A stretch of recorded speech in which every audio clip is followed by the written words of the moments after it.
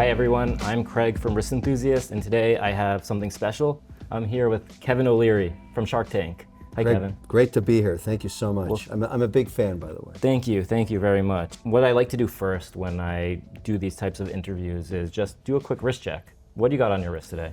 In New York City for the day, doing a lot of media, I wear two pieces now. One is New York time. I'm wearing an Elegant from FP Journe, which I consider, or used to be, an entry-level watch from Journe, but such a functional piece, so easy to work with. And I was also wearing, before I took it off to put it on the tray, just one of my favorite Daytonas with Abu Dhabi time on it. So I have New York time, Abu Dhabi time. I have so many people working with me now in Abu Dhabi. I don't like to wake them up at 2 in the morning because I keep forgetting how many hours it's shifted. But those are my two. And I will often wear 6 different pieces, 2 in the morning, 2 at lunch, and switch out for at nighttime. Yeah, I'm only wearing one watch right now, but I'm wearing the Girard-Perregaux Neo Bridges Beautiful piece. Meteorite. This is, I think, came out a month ago, and I really like it. I mean, like, I like skeletonized dial watches, but I feel like this is very symmetrical, which you don't really get on... Well, the skeleton watches were very controversial in the early days. Yeah. People thought they were unfinished works. Yeah. And obviously now they're great conversation pieces. That's particularly well known in terms of how crazy it looks. But it's beautiful. You have the big bridge that Girard-Perregaux is known for. It's a little bit bigger than I normally wear, 44 millimeters, but it's but small you're wearing lugs. it well. It's not. Sometimes a 44 doesn't fit. For various reasons. That one does. It looks great. I would have put a red band on it, of course. Yeah. Well, we'll get into that. The first question I kind of wanted to ask is a little bit about your kind of collecting journey, right? Yeah. The first time I saw you ever mention watches on Shark Tank was, I think, in 2018. And it was a Christmas show, and you asked Santa for a 5711. And blue dial. I mean, which has become one of the most sought after watches in the world. And what struck me is that was the time I bought a Royal Oak, but it was like right before everything kind of went crazy. I mean, things were starting to go up.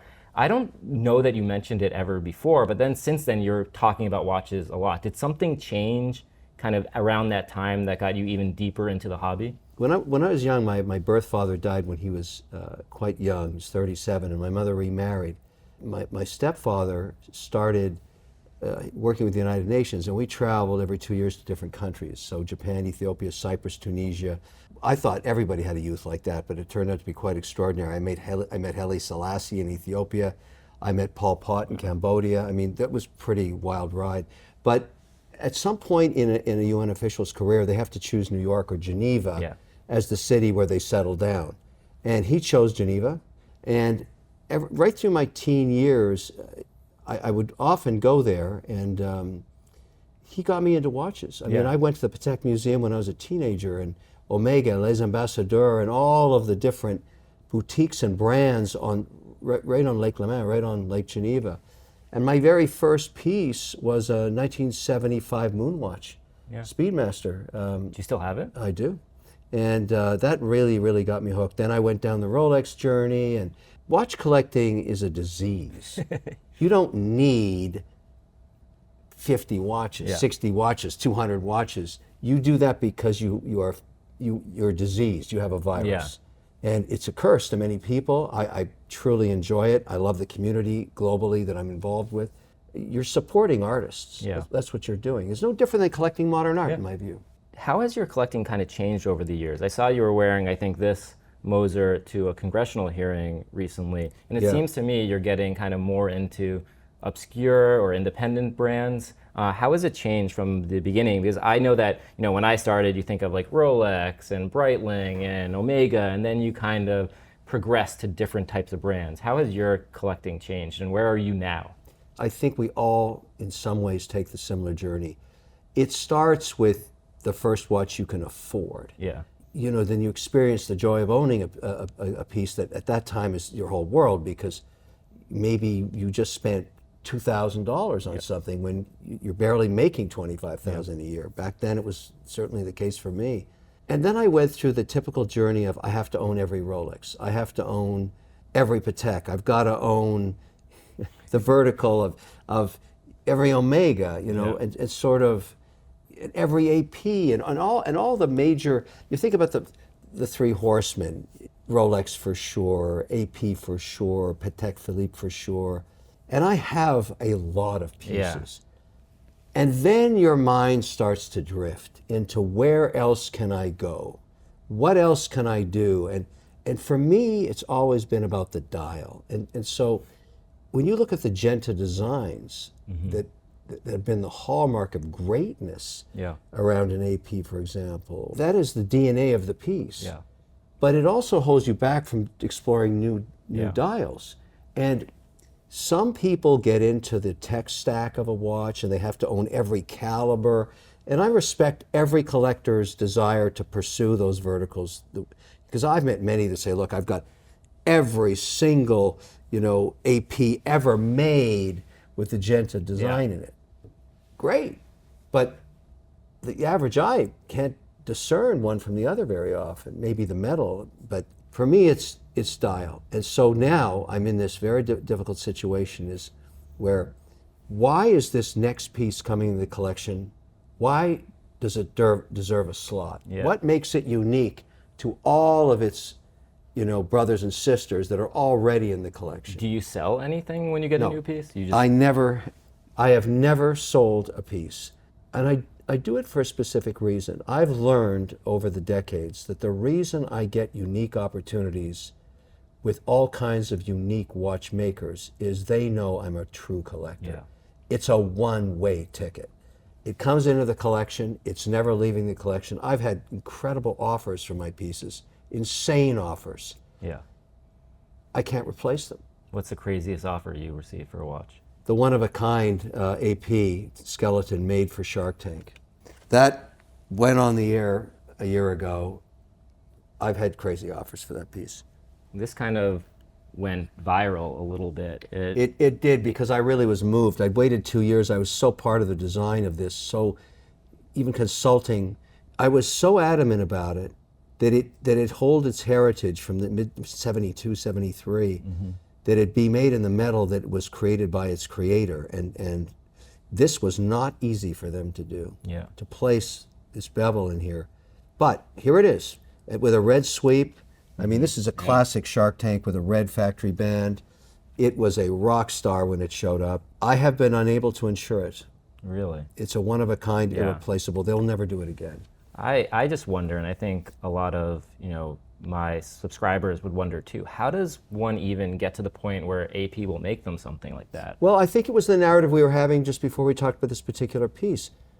Their management knows, and their team knows, that I don't do this as an investment. It has nothing to do with money for me. Yeah.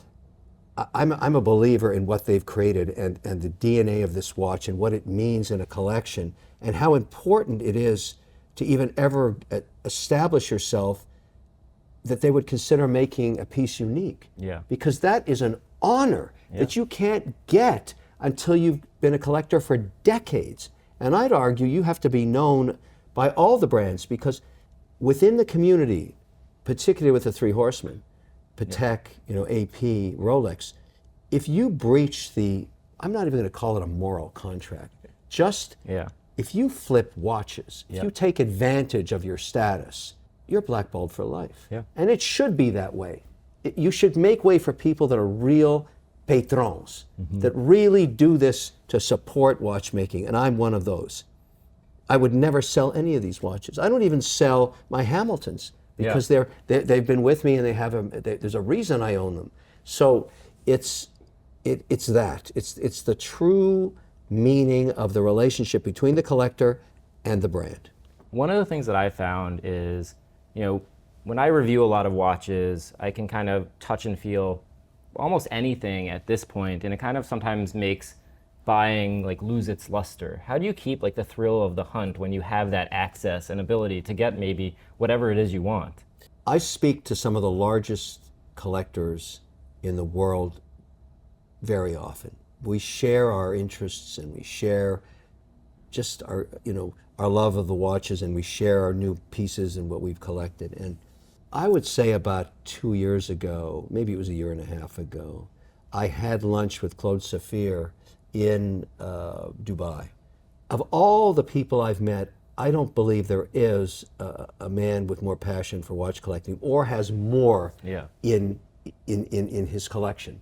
And anybody, maybe a member of the royal family, but I'm not sure.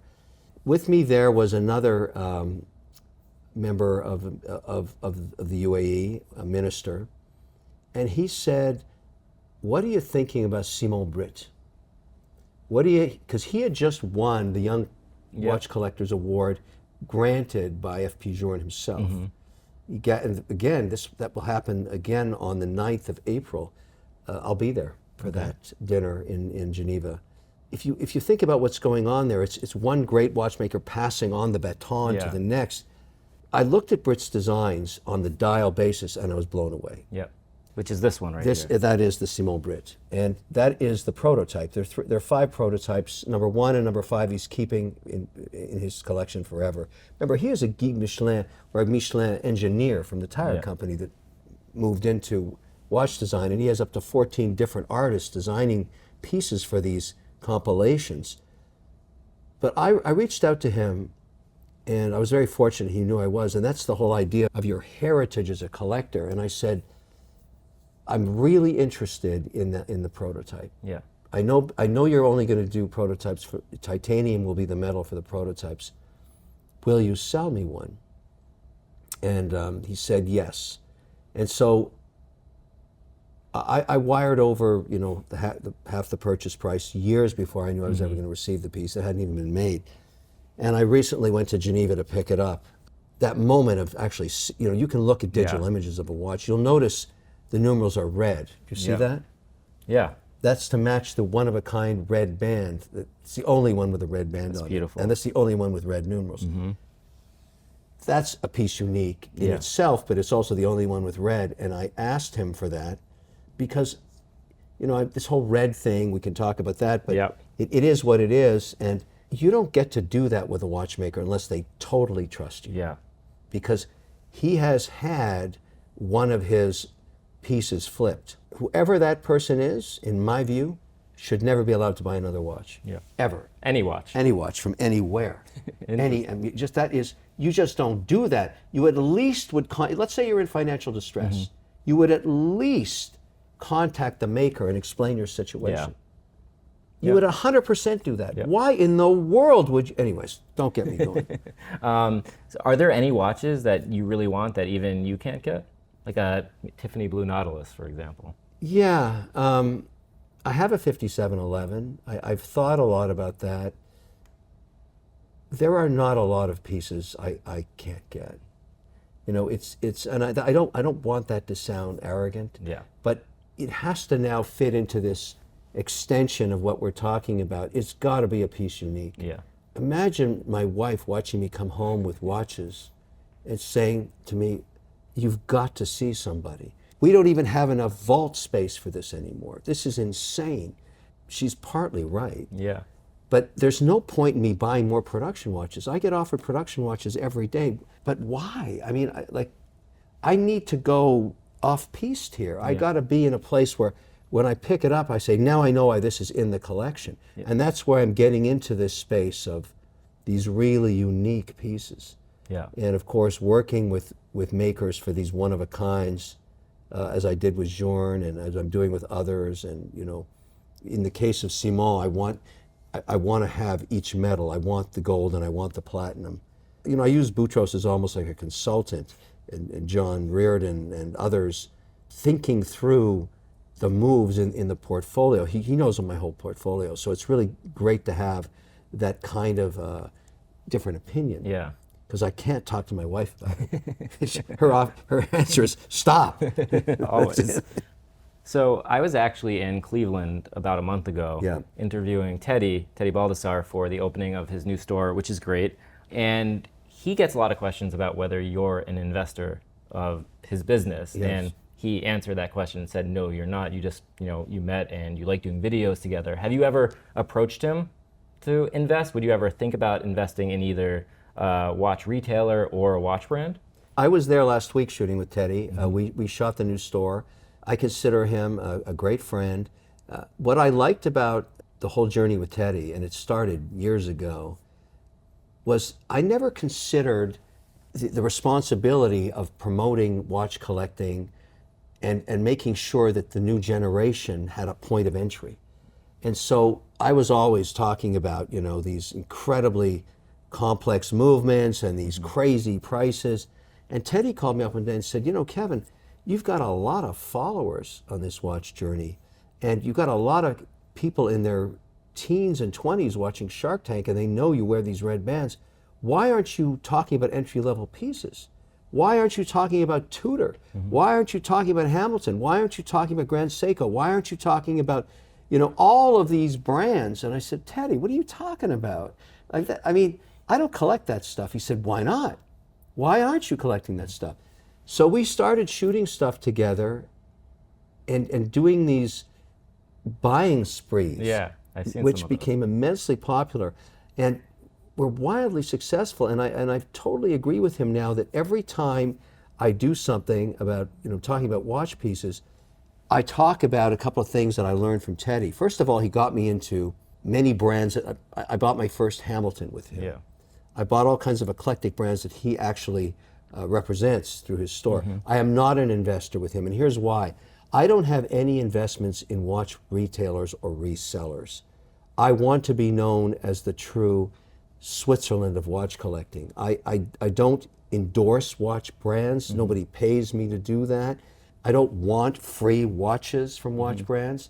I don't want to be beholden to anybody. If I buy a piece, it's because I want to own it, and I'm honored to buy it. I don't want anything given to me. I buy them. Yeah. I do that because I want to be treated with respect in terms of, I'm not a bought guy, but I also have another motive, to be transparent with you. I have been looking at the watch insurance industry worldwide now for 5 years. Yeah. How broken it is, because I look at my own situation. And I'm launching WonderCare in Geneva, April 7th, a new platform for watch insurance. I'm going to start in the United States, then we're going to go to the UAE, and then we're going to do Europe. It's really complex to do this. The first problem is most people think their home package will solve when they lose their watch is stolen, but it doesn't work because most home packages, or many, depreciate the value of the underlying insured piece. So if you buy a Rolex, just a Daytona, this does not depreciate over time. It appreciates in value. And so you can't replace it if you lose it 5 years later or 10 years later, or it's stolen the day after you buy it, even at retail. And so the whole idea of WonderCare is to let you take a portion of what, even if it's one watch or two or three, and insure it for between 1.7 and 2.1% of its value on an annual basis. But as you say, if it's being stored in a vault or in a bank safety deposit box, you don't need to insure that. It's what you keep traveling with, or in your home, perhaps you want to insure. And that's really why we launched WonderCare, to solve for that. I have great partners in that business. I'm working on it for 3 years. Wow. And we're taking it easy. We wanted to get it right. The way I tested the demand for it, I'm very fortunate. I have about 8.6 million followers across all the different social media platforms. I said, look, this is a test. How many of you would like to use WonderCare to buy watch insurance?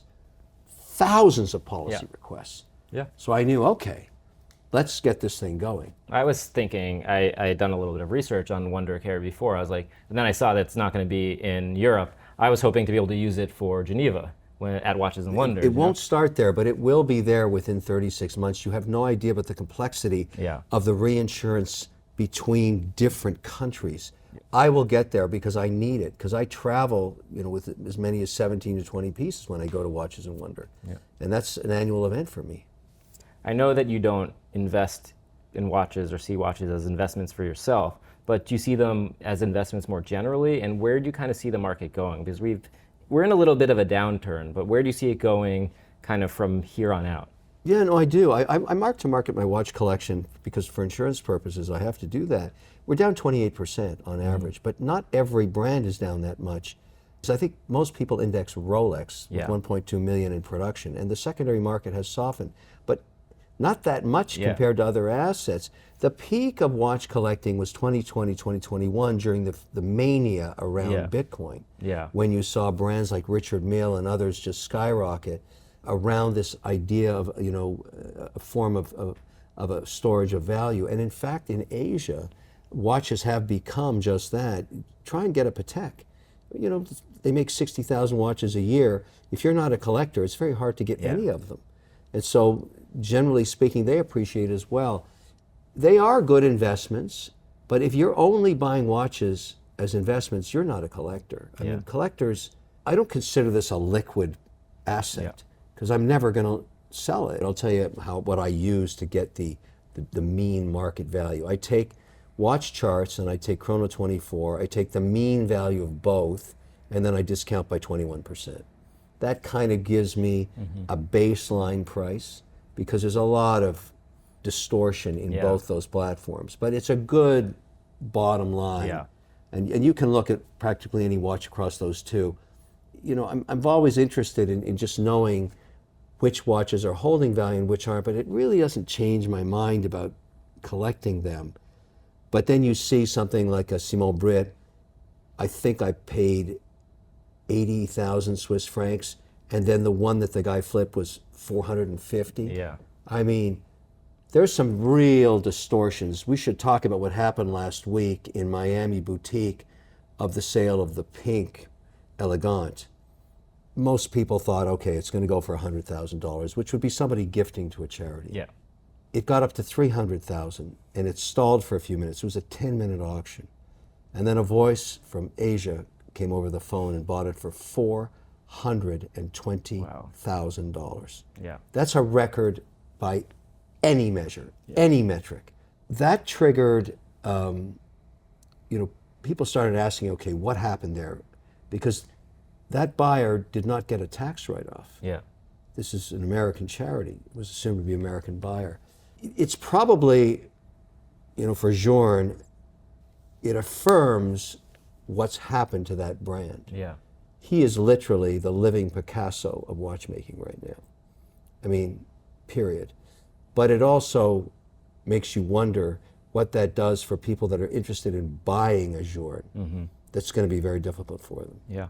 Because, I mean, Journe's got this tremendous balance he's got to deal with. He's got to deal with his collectors that made him what he is. And I luckily fall into that group. But he needs to bring in new people. Yeah. And I would argue, and I think they have gone to this metric, 2/3 collectors, 1/3 new. And they have to select who comes into the family to expand the brand around the world. I've heard rumors that he doesn't want anyone making watches once he's gone. Do you think the brand will survive him? Here's how I think about it. I'm just one collector. There is going to be 2 periods of the Journe brand. Journe when he was alive, and Journe when he's not with us anymore. I am going to get every single Journe I'm offered during the Journe is alive period. And I say that with conviction. I am convinced that his brand, first of all, has survived independence. You understand, you start like a Simon Brit and you're an independent, and the risk is, what happens if Simon gets run over by a truck in Geneva tonight? He makes one watch a month, and you take that risk buying them. But Journe is in a different place. Yeah. Journe has become, in some people's minds, the 4th horseman. Yeah.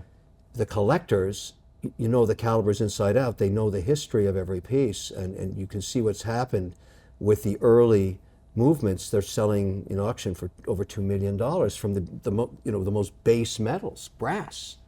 I think that it's a nobody can live forever, but most of us wish him the longest of lives because I don't know what'll happen afterwards.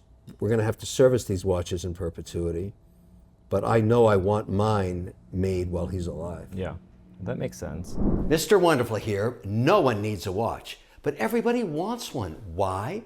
Because it marks a moment of time in your life. A graduation, a marriage, a successful moment in your career. It's like art. Many watches appreciate in value over time, and that's where the problems start. You might think your watch is covered by your home insurance policy, but in many cases, that is simply not true, especially if you're looking for replacement value if your watch is lost or stolen. That's why I created WonderCare. Want to learn more about insuring your watch? Go to WonderCare.com. So I know you've talked about this in a lot of interviews, why you wear a red strap on your watches for continuity, and it's kind of become your staple. Are there any watches where you think you shouldn't put a red strap on? The watch that comes to my mind off the top of my head is something like a Moser Streamliner, where the bracelet is just so much a part of the design of the watch. Are there any watches that you would buy and say, I can't put the red strap on it? There are. 5711, the bracelet for that is part of the heritage of the piece. And I own a 5711 in its mintage form. I wear it, but it means it can't take the journey with me onto television, because the wardrobe designers and the wardrobe managers, for continuity, for good or bad, I'm associated with red bands all around the world now, period. Yeah. And so the makers know this, and so all of these pieces, including the one-of-a-kind AP, the one-of-a-kind, well, this is the vertical tourbillon that was just, this actually has a red K in the 12. Journe did that for me. That took 2 years. It's got my name on the back. There was never a question it was going to have a red band. The red Pantone matches the red K. This is a beautiful piece. Beautiful. I mean, it's just ridiculously beautiful. And I wear this proudly, but you know, the thing about continuity in television, it makes total sense. And the other fact that I would argue, and I think I'm part of this movement, is men are considering timepieces as fashion extensions. You know this with certainty. Yeah, of course. And there, for a long time, the conservative nature of brown and black bands and then the metal bands that came with pieces were considered the only option. But now you see companies like Rubber Bee create, this is a Rubber Bee band. Look at the perfect integration with the Daytona. I had a Rubber Bee band. Yeah, well, they're highly desired because this is made in Switzerland at really precision and looks like it's a perfect integration. Yeah. Now, I wear this when I'm doing television, and I put back, because you know I have a great relationship with Rolex, and they don't necessarily agree with this, but I have no option. If I want to wear this on Shark Tank, and I do, this has been a staple in every season for 15 years. And so I need to have that piece, and I wouldn't wear anything else except the Rubber Bee unless Rolex brought factory red, which they haven't done yet. But I think the demand for different optionality for men on brands is coming hard and fast and is not going away. And I think we will see a lot more color and texture and design factors in bands for the fashion reasons. Has Rubber Bee told you if they've sold more red bands as a result of you wearing? Well, I want to disclose I have no economic interest in the company. I only talk about it as a customer. I'm a stickler for integration. I don't like a sloppy integration on a piece. I don't want a giant space. I wouldn't do it. I wouldn't wear it. I know they sell a lot of red bands. I'm friends with the management as they have offices in Miami. I'm proud of what happened with red bands. You ask any watch brand about red bands, and I would like to think I was very much part of that. I think you probably are. Yeah, I think so. I saw that you got your first Richard Mille recently. I think it was the 6701, the extra flat. To me, that's a watch that just says Mr. Wonderful RM with the rubber straps, and you can throw a red band on it. What took you so long to get into that brand, and owning one, how do you feel about it now? So let me tell you exactly why it was such a long journey into RM. RM is a controversial brand for a lot of reasons. They exploded with the Nadal, the story of materials, the ability to withstand shock, all of that. They went through the roof in 2020 with the Bitcoin association, with crypto. The challenge for me on television is the director of wardrobe, is the set designers.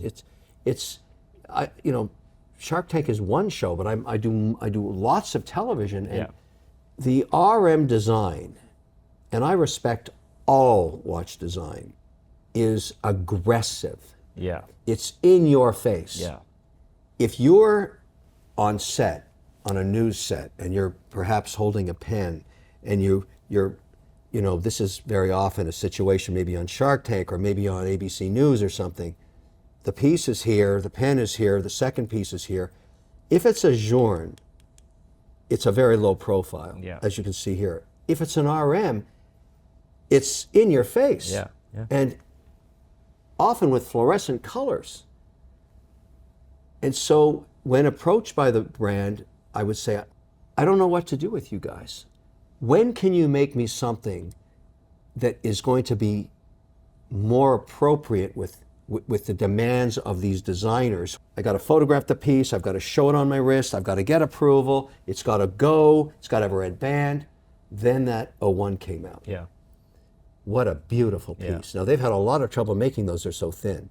It's not in your face, yet it's got the DNA of RM. Yeah. It's beautiful. And I've had so many compliments over that watch, including that will show up on Shark Tank 16. Okay. That has made the cut. But it's the first one to make the cut. It's not against sports watches. I have plenty of sports watches, but expand your horizons on dial design. It shouldn't have to light the path at night. You know, they may listen to me, they may not, but I'm not the only person saying that. But you do talk about, like, I think you call them flashy and trashy watches. I like flashy and trashy.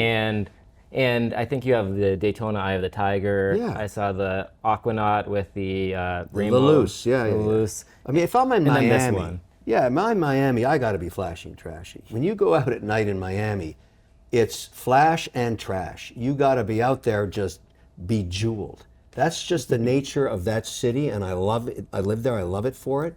It lets you expand your. There's a time when men would never wear diamonds on their watches. Are you kidding? You need those pieces in Miami. I mean, I have so much fun with that stuff, and my wife keeps trying to steal them out of my collection to wear them herself. You know, they're really beautiful, beautiful pieces of jewelry in addition to fantastic watchmaking. But yes, I have many pieces like that, and certainly for a long time on Shark Tank, we were discouraged from wearing jeweled watches because it was just too in your face. Yeah. That's not the case today. They're well accepted. I mean, this is a beautiful piece. It's subtle, but it's, you know, these are rubies through the whole piece. I love it. What's the next flashy watch that you have your eyes on? There's an off-catalog Daytona that is covered with rubies. I call it the red. And that makes sense. you know, I'll tell you how I work with all of the brands. It's something, you know, I'm half Lebanese, half Irish. And my grandmother taught me something about the culture, Bedouin culture, which has served me well in the Middle East. You know, I have my residency card in the UAE now. She told me when I was very young, and she couldn't even speak English, it had to be translated to me, you only ask once. Once. You never have to ask again. If they respect you, they'll remember the ask. They may not give it to you, but Rolex knows if one of those pieces comes to North America, it should be on my wrist, because that is a Shark Tank watch. Yeah. It's red. It's going to be spectacular.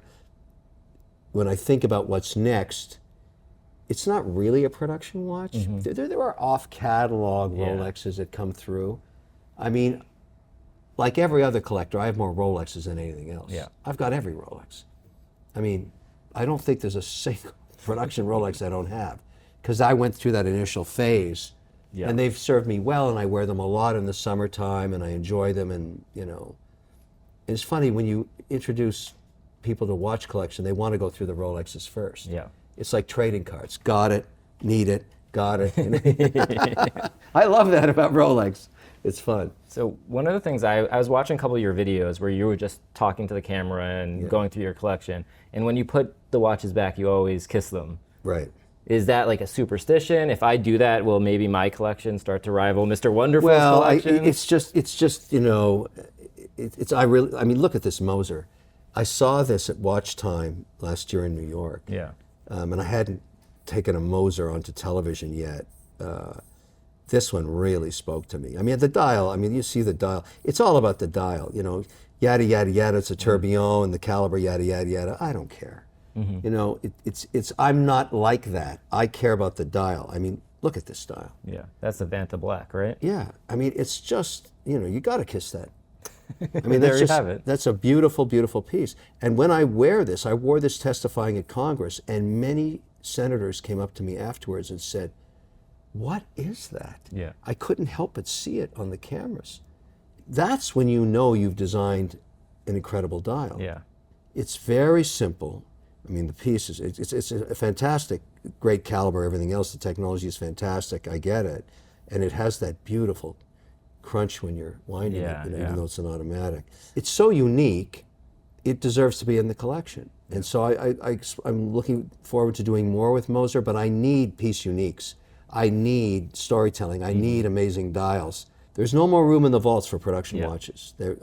I'm done. I need piece uniques. I have a couple more questions. One is, I do a lot of celebrity watch spotting, and I've written about your collection before, and I always wondered what, someone like Kevin O'Leary thinks about other people's collections. I know that Robert Herjavec of Shark Tank with you, your co-star, has a pretty great collection. He does. And do you have any collections that you really admire from other celebrities, and why? Well, I used to think that I was one of the world's largest watch collectors. Now that I've been going to the United Arab Emirates, I am dog shit. Like, compared to those guys, and I've been humbled by what I've seen and the respect they have for watchmaking and the vast collections, starting with Claude Saphir. I realized when I met Claude, I just had to do this. Yeah. He knew every caliber of every watch. The guy was off the charts. He had the prototypes of almost every Journe. Wow. Like, this guy discovers the makers before they're born. Like, the guy is unbelievable. Yeah. And so all I could be was in awe of them and realize that I am only a student of watch collecting. And it's very important to be humbled like that. It was a sobering, sober awakening for me. Yeah. I've since joined the New York Horological Society. I really want to be supportive of what we do here stateside, but it's a global pursuit. I try to explain this to my wife that compared to others, I'm a nothing burger. And she said, no, you're a very sick man, and you have to stop doing this. You just can't keep coming home with 4 watches a month. And I don't consider that a lot.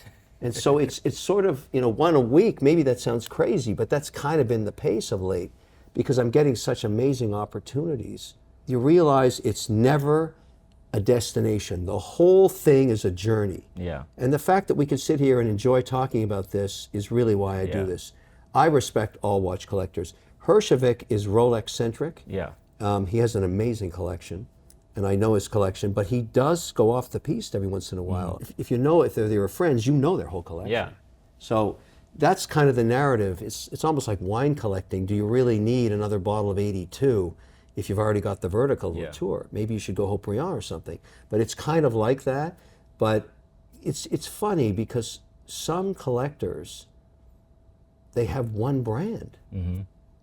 I don't understand that. Yeah, me neither. Yeah, I'm only Patek Philippe, and their collections are worth millions. Yeah. And their vertical of Patek, and particularly the really unique 6, one of 6, one of 4, one of that kind of thing. They have a direct relationship maybe with the Stern family, who knows. Even John Reardon, the guy for collectability on Patek, it will admit that there's space for other pieces in a collection. Yeah. What would be your advice for someone to create like a well-rounded collection, whether it's a 5-watch, 10-watch, 20 watches, or even an affordable collection or an expensive collection? No, it's a great question, but I have a rule. You're not a collector of a brand unless you've got 3 pieces from them. When Teddy got me into Tudor and I met Adam, the North American CEO, we did a shoot at a Rolex boutique in the meatpacking. And I wasn't planning on buying any Tudors. But I met him and I spent the afternoon shooting, and Teddy's opened my eyes. I got to give the guy credit to a lot of different ideas. I bought 4 pieces that day because I wanted to become a Tudor collector. Yeah. And in fact, I've taken it a step past that.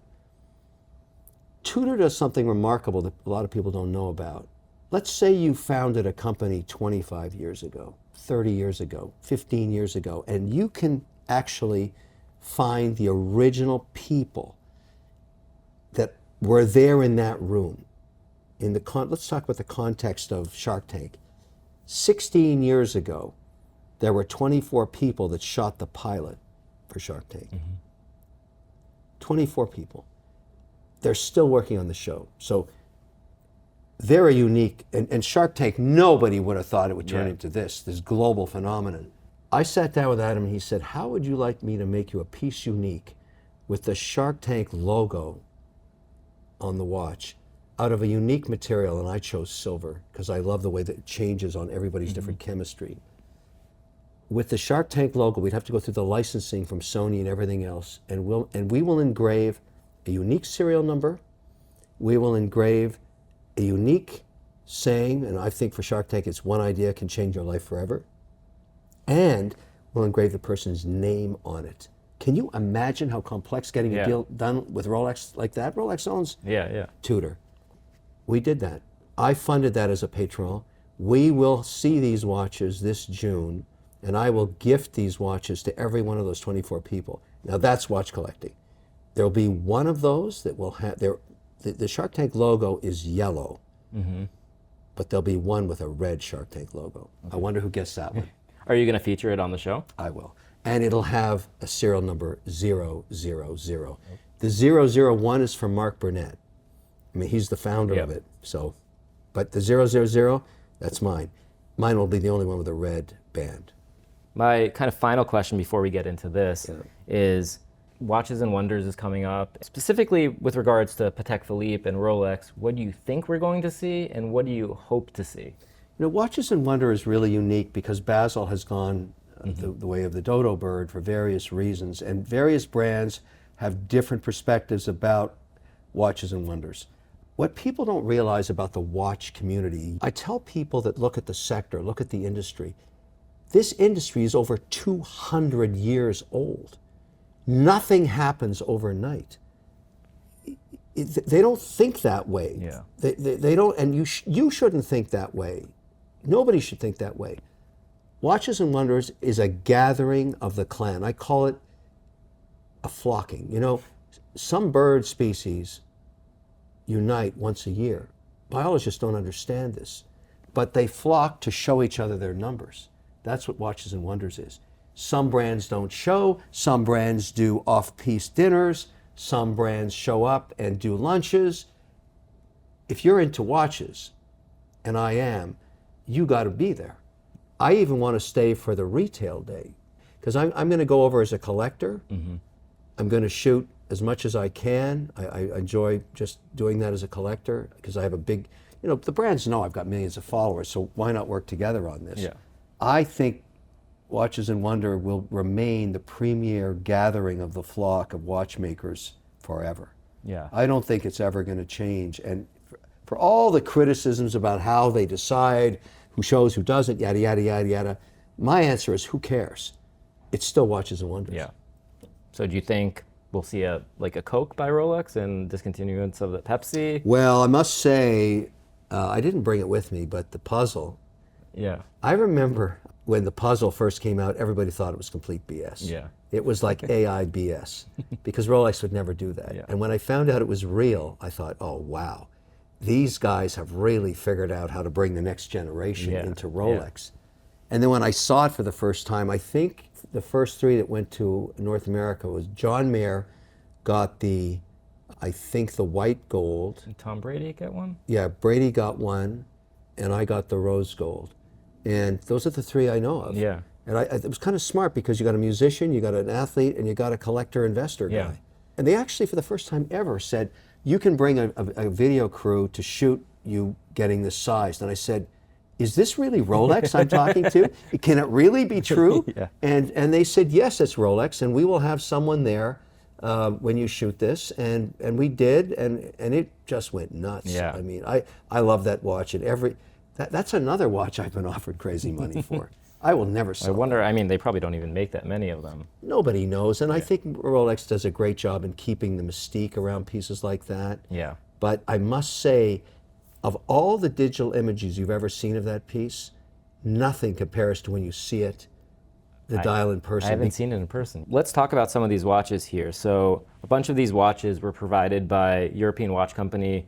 They're a retailer in Boston. I grew up going to European Watch Company, and like my first few watches, I got a Daytona in 2013 from European Watch Company, a IWC in 2008. So my first kind of involvement. So what was in your first piece when you got into watches? So I got for my bar mitzvah. Yeah. I got Someone gave you one? Yes, I got a 36 millimeter Rolex Datejust that I still wow. have. That was from your parents? From my parents, yeah. I mean, that is priceless. And it's priceless. I'll never sell it. Steel. Yeah. And I mean, they would only let me wear it on special occasions. Of course. Because you you as a bozo were going to lose it. Yeah, and I was really small, and they're like, this 36 millimeter watch, he'll never fit on him, and now it's on the smaller side. Right. So that was like the first real watch that I got, and I was very lucky to get something very nice. And you still have it. And I still have that. it. It's right to the idea of watch collecting because it's part of a very special day in your life. Well, I say to everyone when I like rationalize buying something, oh, this is going to go up in value when I buy it, but then I never sell it. So it doesn't even matter. You've got the same disease I have. I get it. Before we talk about the ones from European Watch Company, I wanted to show you this Fleming. So Fleming is a new brand. They launched last Monday. Right. It's Thomas Fleming, and I've never seen one, obviously. yeah, I've and heard about it. They're making 41 of these. This is the rose gold variation. Price point? 48.5 Swiss francs, so 48,500. Who makes the movement? The movement is made by Chronode. Yeah. So the case is, I think, by Vacherons. And Kari Voutilainen does the dial. So it's one of the independents that's really coming at it from the dial design perspective and relying on industry norms in terms of caliber and other elements. And you can check it out, it has a guilloche around the outside and then hand-hammered mid-portion. This is very well polished, by the way. Look at the side of the case. I mean, it's polished on the middle part and then the outsides. Beautiful. And then 168-hour power reserve with the and those barrels are actually the logo for the brand. So he had some modifications done. Oh yeah, they completely developed it with John Francois. But this is the trend for many independents, and I get why they would do this because it's very hard to make all of your own movement. Yeah. And obviously, most people don't even do their springs, but this dial is very nice. There's no question about it. What other metals are they exploring? So there's, I think, 7 in rose gold. Yeah. They're doing, I think, 9 in platinum and 25 in tantalum. They were trying to get me the tantalum. I would like to see the tantalum. Tantalum has an aventurine dial, which is it's really nice. I would look at the tantalum. I'll have to talk to them. The tantalum has been a very interesting metal, controversial actually. Very hard to work with. It's been out there for a while. People have been talking about this. Yeah, Casper Rudd, the tennis star, wears one, and he's actually investing in the company. The rest of these are all from European. We wanted to bring kind of like a big, selection of watches. Yeah. I know that you have a couple of these. I have 3 of those. Yeah. Which 3 do you have? I have the Journe, obviously. Mm-hmm. I have the 175 world timer, not the hand enameled one, but I treasure mine because it's very hard to get those. Mm-hmm. And I have the Lange. When people ask me what Patek should I get first, I always say get a world timer. Yeah.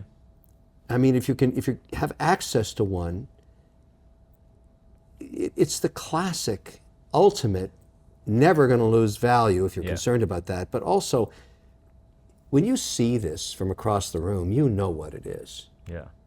I mean, it's a world timer. Yeah. Beautiful. And they can only make a few of them. I know, but I mean, if you're dreaming and you want a Patek, that's what you want to get. I actually don't think you have a Patek collection unless you've got at least one world timer. Yeah. So I know you like skeleton dials. Yeah. Have you seen the Parmigiani? No, I haven't. I've heard about it. The problem, think about this for brands. When I talk to them, I have to talk piece unique. Yeah. Which is a huge problem. Yeah. And this is not going to take a red band, obviously. And so it puts me in a bit of a lockbox for new brands, but this is beautiful. I mean, again, this is a great dial design. Yeah. This has a richness to it that is very well thought out and well designed. Let me ask you, is it easier to get a independent or a big brand that's part of a group to do piece unique for you? So I feel like the independents they're the same now. I get piece uniques from big brands. I get piece uniques from independents. Independence is whether or not they want the notoriety. Simon did not. Yeah. He's got 1,000 orders. He only makes one a month. Yeah. He doesn't need any more demand. But his piece was so beautiful, and so many people asked me about it. it ends up being, anytime people ask me about the piece uniques, I bring it because there's nothing like that dial. Will this be on Shark Tank? Yes, it will be. Okay. Yeah. And I guess this is a little bit controversial, but I Yes, think it is. everyone likes MB&F, even if it's their more kind of standard legacy machine line as opposed to the horological machine. Yeah. Have you seen the Bulldog yet? I have. Yeah, I mean, like the crazy thing with so like if you wind it, the mouth opens up. Yep. And it's Yep. I mean, it's an acquired taste with collectors. It's been well received. It's a funky chicken watch. That won't make it onto television for obvious reasons. Not for me, anyways. Wardrobe set designers are not going to allow the piece to steal the show. Yeah. And that piece is so outrageous, it's going to steal the show, which is what it was designed for. Yeah, I mean, you're going to walk in a room with that on, everybody's going to come over and ask you about it. And that's why it's designed that way, but that is not what television is about. I mean, I can't see them like making this all red and... They would. It would work, even if it's just in your personal collection. It would, and it would look great in red. It really would.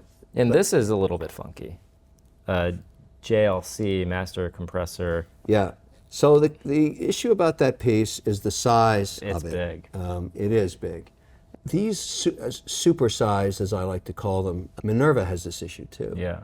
You know, it's sort of, again, a spectacular dial and a very, very beautiful piece. But in the auction market, I would say that it's going to be challenged because of its size. Yeah.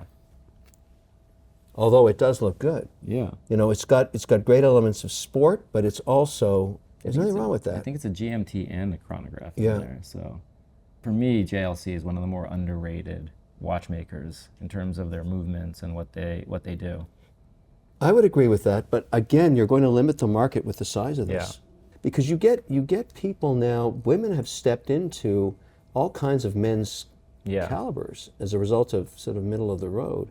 So that's all the watches that we have here. I want to thank you for taking your time to show me your collection and look at a little bit of love the what we have. Journe, love the Lange, those are great. Well, thank you everyone, and thank you Kevin for joining us. If you have any questions, put them in the comments below and comment with your favorite watch that you saw. I'm Craig for Wrist Enthusiast, and thank you for watching.